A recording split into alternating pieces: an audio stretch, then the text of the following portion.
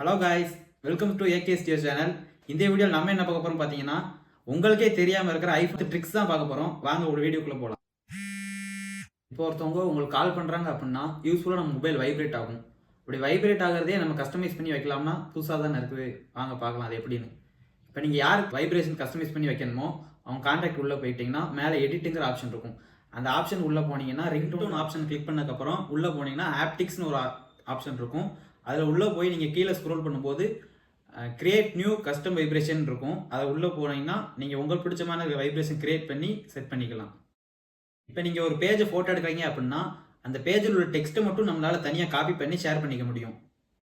இப்போ ஆன்லைனில் உள்ள ஃபோட்டோவை உங்களால் டவுன்லோட் பண்ணி மட்டும்தான் இன்னொருத்தவங்களுக்கு ஷேர் பண்ண முடியும். அப்படி இல்லாமல் இப்போ ஆன்லைனில் உள்ள ஃபோட்டோவை அப்படியே நம்ம ட்ராக் பண்ணி இன்னொருத்தவங்க நீங்கள் யார் பேஜுக்கு அனுப்பணுமோ அவங்க பேஜில் வச்சு அப்படியே ஷேர் பண்ணிடலாம்.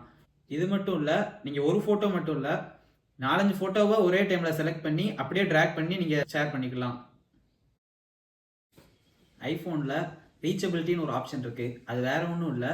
இப்போ நீங்கள் ஐஃபோனில் உள்ள ஹோம் பட்டனை கீழே பார்க்க இப்படி ட்ராக் பண்ணிங்கன்னா ஸ்க்ரீன் டவுன் ஆகும். இது வேறு ஒன்றும் இல்லை, நம்ம ஆண்ட்ராய்டு மொபைல்ஸில் பார்த்துருப்போம் ஒன் ஹேண்ட் மோடுன்னு.